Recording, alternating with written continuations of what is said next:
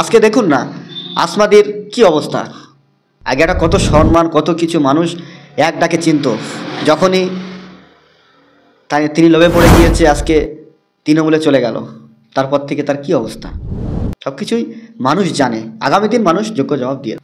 দেখুন ওনার বিষয়ে বেশি আমরা কিছু বলতে চাচ্ছি না এই কারণ উনি যে দলে গিয়েছে সেখানে যদি না তাদের সুপারিশ গায় তো সেখানেও তো ওই বড় মঞ্চে উঠে বক্তব্য দিতে পারবে না, বা বিভিন্ন ধরনের যারা ওনাদের বড় বড় নেতৃত্ব আছে তাদের কাছে দাম পাবে না। শুধুমাত্র বিরোধীতে গিয়ে ভাইজানকে এবং আইএসএফকে বদনাম করার চেষ্টা করতেছে, তাতে কিন্তু কোনো কিছু হবে না। ভাঙড়ে আমি আবারও বলছি, সাধারণ মানুষ আইএসএফের দিকে আছে, সাধারণ মানুষ নওশাদ ভাইজানের পিছনে আছে।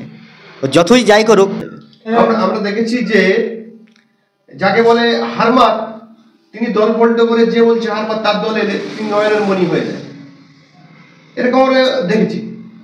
ইদানিং দেখুন যে আসমা বিবি যিনি তৃণমূলে জয়েন করেছে আইএসএফ থেকে জিতে, তিনি অভিষেক বন্দ্যোপাধ্যায়কে বলতো কয়লা চোর, গরু চোর, মমতা ব্যানার্জিকেও অনেক কথা বলতো।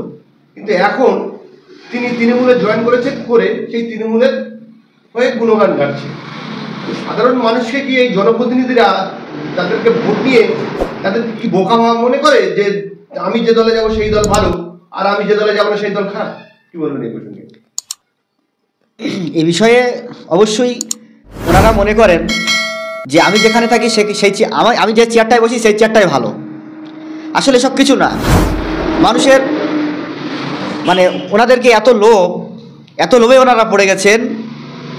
আগে আমাদের আইএসএফের থেকে টিএমসির বিভিন্ন নেতৃত্বদেরকে বিভিন্ন ভাষায় আক্রমণ, এ নিয়ে ভেঙে পড়িনি। তার কারণ হলো মোল্লা সাহেবের সঙ্গে একাধিকবার আলোচনা হয়েছে এবং উনি বলছিলেন যে জেলা পরিষদের কর্মদক্ষ, তো শওকত মোল্লা সাহেবের অফিসে বা যেখানেই আলোচনায় বসেছে নিশ্চয়ই সেখানে তার সিসিটিভি আছে বা মোবাইল ফোন আছে। এখন তো সোশ্যাল সাইটের যুগ, নিশ্চয়ই তাদের কাছে তাদের প্রুফ আছে, দেখাক, পাবলিক প্লেস করুক।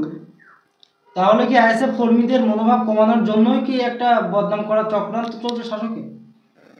দেখুন, ভাঙড়ে আইএসএফের সাধারণ কর্মীদেরকে মনোবল কোনোদিনও ভাঙবে না, বরঞ্চ আপনারা দেখেছেন আমাদের কিছু পঞ্চায়েত সদস্যদেরকে ভয় দেখিয়ে তারা কিন্তু তাদের দলে নিয়েছে। তারপরেও আমাদের কিছু প্রোগ্রাম, তার ইতিহাস, 5ই জানুয়ারি আমাদের ঐতিহাসিক রক্তদান শিবিরে কিন্তু তার জবাব দিয়ে গেছে।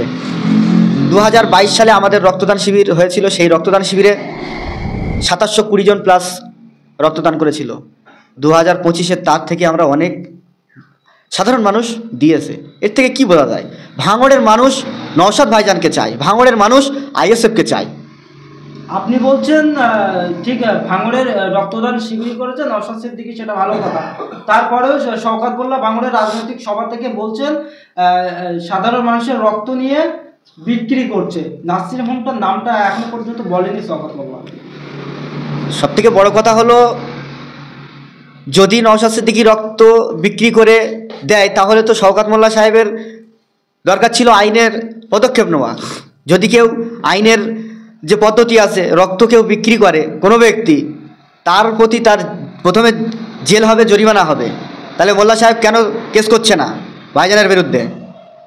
খালি মুখে বলে বড় বড় পাতেরা দিলে তো হবে না।